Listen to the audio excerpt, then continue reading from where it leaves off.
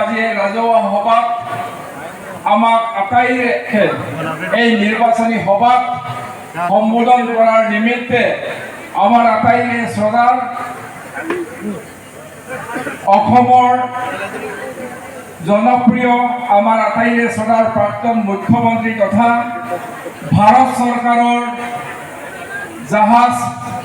পথ বন্দৰ আদি বিভাগৰ মাননীয় মন্ত্ৰী সৰ্বানন্দ সোণোৱাল ডাঙৰীয়া, আমাৰ মাজত উপস্থিত থকা ভাৰতীয় জনতা পাৰ্টি অসম প্ৰদেশৰ সাংগঠনিক সাধাৰণ সম্পাদক আমাৰ আটাইৰে শ্ৰদ্ধাৰ ৰবীন্দ্ৰ ৰাজুজী, আমাৰ মাজত উপস্থিত মিচিং সাহিত্য সাহিত্য পৰিষদৰ অধ্যক্ষ ভাৰতীয় জনতা পাৰ্টিৰ চৰকাৰখনে দায়িত্ব লোৱাৰ পিছতে বৰ্তমানলৈকে মাননীয় মুখ্যমন্ত্ৰী ডক্টৰ হিমন্ত বিশ্ব শৰ্মাৰ ডাঙৰীয়াৰ নেতৃত্বাধীন এই 10 বছৰীয়া ভাৰতীয় জনতা পাৰ্টিৰ শাসনকালত ঢকুৱাখানাৰ কিছু 2-4টা আমি বিষয় আপোনালোকক অলপ মনত পেলাই দিব খুজিছোঁ। শ্ৰদ্ধা ৰাইজ, 2011 চনৰ আগত ঢকুৱাখানাখনক সমগ্ৰ অসমৰ মানুহে যাতায়াত বিচ্ছিন্ন বান বিধ্বস্ত কলীয়া পানী সাদৃশ ঠাই হিচাপে ইয়াত আমাক পৰিচয় আছিলে। 2011 চনত ঢকুৱাখানাবাসী ৰাইজ আৰু বিভিন্ন দল সংগঠনে ৰাজনৈতিক পৰিৱৰ্তনৰ নিমিত্তে এই আমাজনক বিধায়ক হিচাপে নিৰ্বাচিত কৰিছিলে। তেতিয়াৰ পৰা আপোনালোকৰ লগত লাগি আমি পৰ্যায়ক্ৰমে ঢকুৱাখানাৰ সমস্যাসমূহক চিনাক্তকৰণ কৰি প্ৰাথমিকতাৰ ভিত্তিত আমি কাম কৰাৰ বাবে প্ৰয়াস কৰি আহিছোঁ। আজি 2011 চনৰ আগত ঢকুৱাখানা সদৰৰ পৰা কোনো এটা বাট পথলৈকে আমি কল পচলাৰ মূৰত আৰু নাৱত আৰু আঁঠুলৈকে আমি লং পেণ্ট খুচাই কান্ধত চাইকেল দাঙি মেখেলা দাঙি আমি যাতায়াত কৰাৰ ব্যৱস্থা আছিলে। ঢকুৱাখানাৰ পৰা আমি মাজুলীলৈ যোৱাৰ ব্যৱস্থা নাছিলে, মাতপৰালৈ যোৱাৰ ব্যৱস্থা নাছিলে, ধেমাজিলৈ যোৱাৰ ব্যৱস্থা নাছিলে, ঢকুৱাখানাৰ পৰা ভিলামৰা হৈ লখিমপুৰলৈ যোৱাৰ ব্যৱস্থা নাছিলে, এনেধৰণে আমি বাসুদেৱলৈ যোৱাৰ ব্যৱস্থা নাছিলে। আৰু গাঁৱে ভূঞে কথাবিলাক নকয়, আপোনালোকে সকলোৱে এই দিনসমূহৰ কথা নিশ্চয় মনত পৰিছে। আজি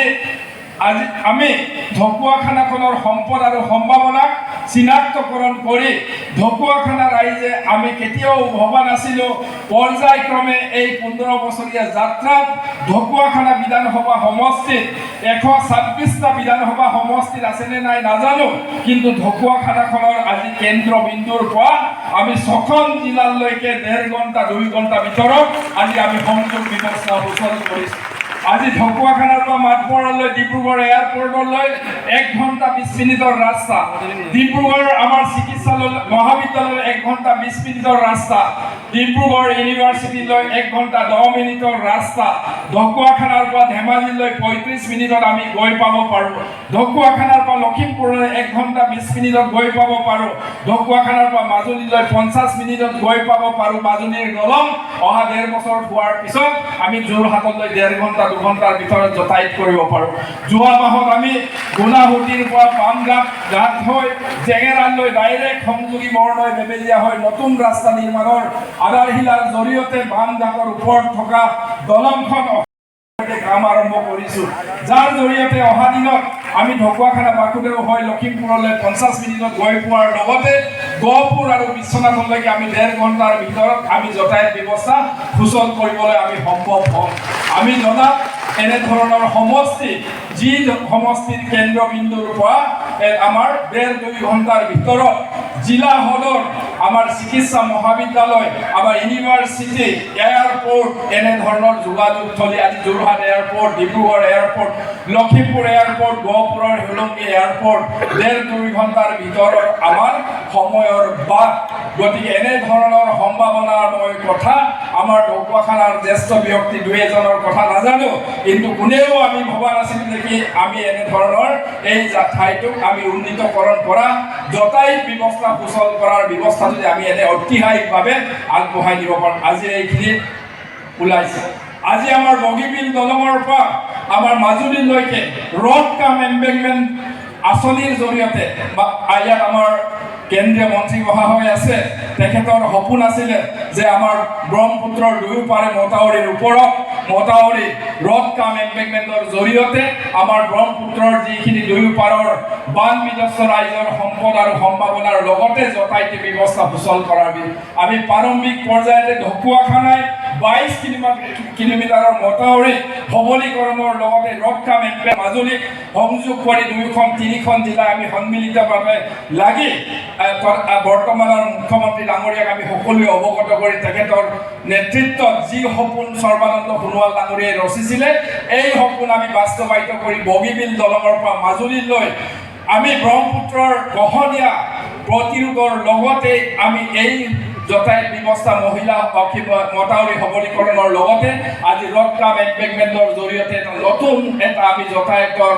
সুচল পথ পাবলৈ সক্ষম হৈছোঁ আৰু ইতিমধ্যে যোৱা মাহত মাননীয় মুখ্যমন্ত্ৰী ডাঙৰীয়াই ঢকুৱাখানালৈ আহি ঘোষণা কৰি থৈ গৈছে বগীবিলৰ পৰা মাজুলীৰ ওপৰত থকা মথাউৰিটোৰ আমি ৰাজ্যিক ঘাইপথ হিচাপে অসম চৰকাৰে ঘোষণা কৰাৰ কথা কৈছে যিয়ে নেকি অহা দিনত আমাৰ এই নদীপৰীয়া ৰাইজক অধিক সুৰক্ষিত কৰিব আৰু আপোনালোকে সকলোৱে জানে মথাউৰি সবলীকৰণৰ লগতে আমাৰ অতিকে গুৰুত্বপূৰ্ণ গৰাখহনীয়াৰ বিষয়টো 22 কিলোমিটাৰ মথাউৰিৰ আজি 8 কিলোমিটাৰ বিশ্ব বেংকৰ পুঁজিৰ জৰিয়তে 150 কোটি টকা ব্যয় সাপেক্ষে আজি মথাউৰি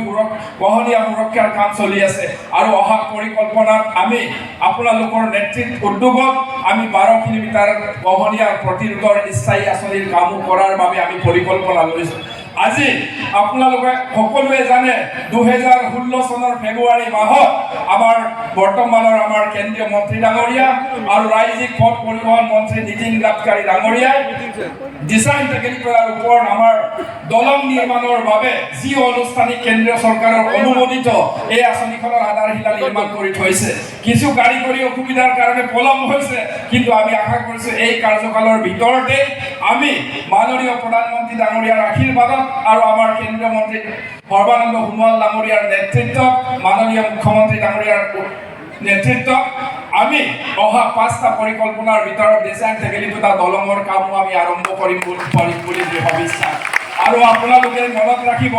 ব্ৰহ্মপুত্ৰৰ ওপৰত বহুত দলং আছে বগীবিল দলং আজি হৈছে পোনপটীয়াকৈ আজি ডিব্ৰুগড় আৰু ধেমাজিৰ লগত সংযোগ হৈছে ডিজাইন টেকনিকেল দলঙৰ বৈশিষ্ট্য আছে এই দলঙে ইটানগৰৰ পৰা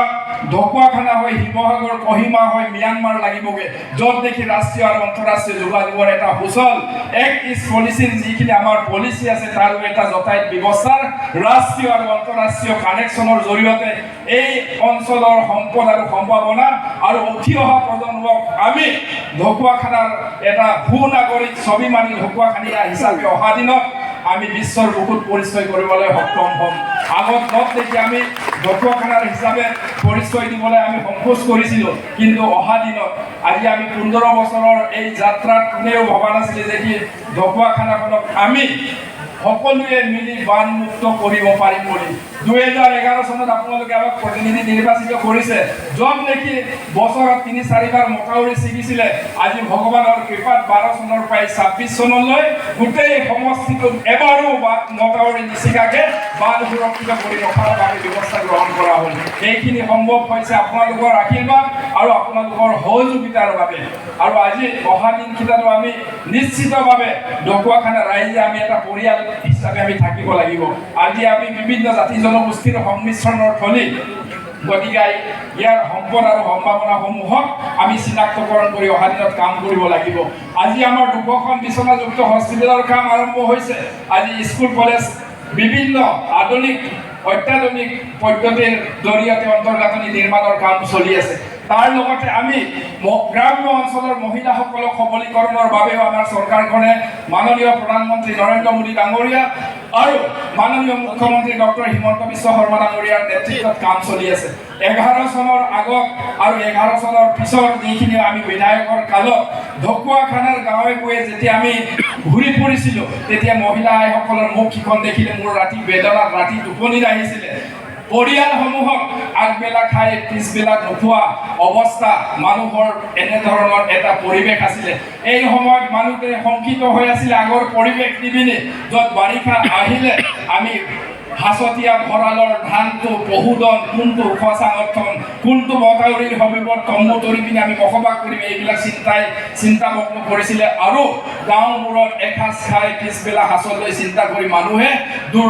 দুঃচিন্তাত ভুগি থাকিবলগীয়া হৈছিল। এতিয়া গাঁৱে ভূঞে গ'লে মহিলা আইসকলৰ মুখকেইখন হাঁহি বিৰিঙি চাফ চুত্ৰ ধুনীয়া কাপোৰ কানি পিন্ধি হাঁহি মুখেৰে আজি যি মুখকেইখন দেখিবলৈ পাওঁ আমি নিজকে গৌৰৱ অনুভৱ কৰোঁ। এইখিনি কি কাৰণে সম্ভৱ হৈছে? আজি আমি যাতায়াত ব্যৱস্থা কৰিম, বানমুক্ত কৰিম, শিক্ষা অনুষ্ঠান কৰিম, স্বাস্থ্য কৰিম। যদি গাঁৱৰ গঞা ৰাইজ যদি স্বনিৰ্ভৰশীল নহয়, যদি অৰ্থনৈতিকভাৱে দুৰ্বল হয়, তেতিয়া আমি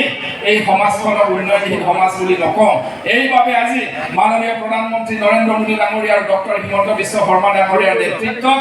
আমাৰ গ্ৰাম্য গঞা অঞ্চলত থকা আমাৰ দুখীয়া পৰিয়ালসমূহক সকলো স্তৰৰ সা সুবিধা উপলব্ধি কৰাৰ বাবে বিভিন্ন আঁচনিৰ জৰিয়তে স্বনিৰ্ভৰশীল কৰাৰ ব্যৱস্থা আজি গ্ৰহণ কৰিছে, যাৰ জৰিয়তে বিনামূলীয়া চাউলৰ পৰা আদি কৰি মহিলা উদ্যমিতা অৰুণোদয় আঁচনি, প্ৰধানমন্ত্ৰী আৱাস যোজনা, PM কিষাণ এনেধৰণৰ আজি আয়ুষ্মান কাৰ্ডৰ জৰিয়তে আজি জটিল ৰোগৰ আক্ৰান্ত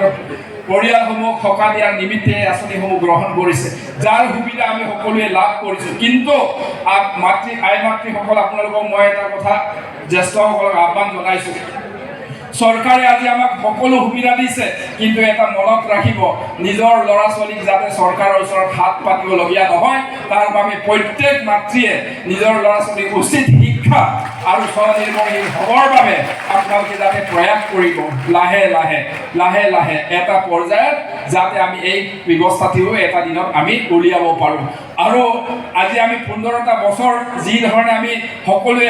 মিলা প্ৰীতিৰে আগবাঢ়িলোঁ আৰু 10-15টা বছৰ যদি আমি সকলোৱে যদি এনেধৰণে মিলা প্ৰীতিৰে থাকোঁ, ঢকুৱাখানাখনক মই আজি কৈ থৈ গৈছোঁ, আমাৰ কেন্দ্ৰীয় মন্ত্ৰী মহোদয় আছে, আমাৰ ৰবীন্দ্ৰ ৰাজনী আছে, 10-15 বছৰৰ ভিতৰত অসমৰ ভিতৰত ঢকুৱাখানাই এটা উল্লেখনীয় ঠাইলৈ পৰ্যায়িত হ'ব। আজি আপোনালোকে এটা কথা ৰাতি ঘৰত বিচনাত চকু মুজি ভাবি চাব, ইয়াৰ পৰা ঢকুৱাখানা দিচাং টেকেলিপোতা পাৰ হৈ গৈ শিৱসাগৰত বজাৰ কৰিবলৈ আমি যোৰহাটৰ মিতুৰৰ ঘৰত গৈ মাজুলী দলঙেদি ঘূৰি আহি পিনি আমি ঢকুৱাখানা পাবগৈ পাৰিম। আৰু দিচাং টেকেলিপোতা দলঙেদি পাৰ হৈ গৈ শিৱসাগৰত আমি বজাৰ কৰি ডিব্ৰুগড়ত পৰি থকা হোষ্টেলৰ ল'ৰা ছোৱালীক চাই আহি বগীবিল দলং হৈ কাৰেং চাপৰি হৈ আমি ঢকুৱাখানা আহিবগৈ পাৰোঁ। কিমান ভাল লাগিব কওকচোন। আৰু এইখিনি ঠাইত ব্যৱস্থা সুচল হোৱাৰ লগে লগে আজি আমাৰ কৃষিভূমিসমূহ, আজি আমাৰ মধ্য অসমৰ তলত আজি ক'তো কৃষিভূমি নাইকিয়া হৈছে। কৃষিভূমি মধ্য অসমৰ পৰা উজনি অসম আৰু উত্তৰ অসমৰ ৰাইজৰ মাজত কিছু কম বেছি পৰিমাণে আজি আমাৰ হাতত মাটি আছে। আজি যিখিনি আমি পথাৰ উন্মুক্ত দেখি আছোঁ, এই পথাৰসমূহ অহা দিনত এটা হীৰাৰ টুকুৰা হ'বগৈ। আপোনালোকে ভাবিব নোৱাৰিব, অহা 10-15 বছৰৰ ভিতৰত আমাৰ এই আজি পেলাই থকা খেতি পথাৰসমূহ এটা হীৰাৰ টুকুৰা হ'বগৈ। আজি মনত ৰাখিব, আজি এইবিলাক আমি সাজু কৰিব লাগিব। আজি আমাৰ মহিলা আইসকলক কিমান ভাল লাগে। সিদিনাখন মই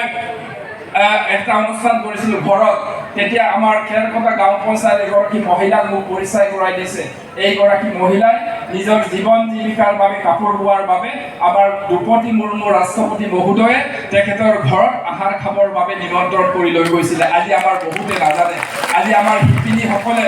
আজি যি ধৰণে আমাৰ ঢকুৱাখানাৰ সম্পদ আৰু সম্ভাৱনা নিজৰ কোনোবাই কাপোৰ বৈছে, কোনোবাই মুৰ্গী কৰিছে, কোনোবাই খেতি কৰিছে, বিভিন্ন প্ৰতিভাৰ জৰিয়তে আজি যিখিনি বিকাশ কৰিছে, আজি নতুন সপোন দেখাৰ পৰিৱেশ সৃষ্টি হৈছে। গতিকে আমি ইয়াক আৰু দুগুণ উৎসাহেৰে কৰিব লাগিব। আজি AI ৰবটিকৰ দিন আছে। আজি আমাৰ সকলো প্ৰায়ভাগ গাঁৱত থকা ল'ৰা ছোৱালী আজি বাহিৰত কাম কৰিবলৈ গৈ আছে। এটা উদ্যোগত যদি 1000 ল'ৰা ছোৱালীয়ে কাম কৰে,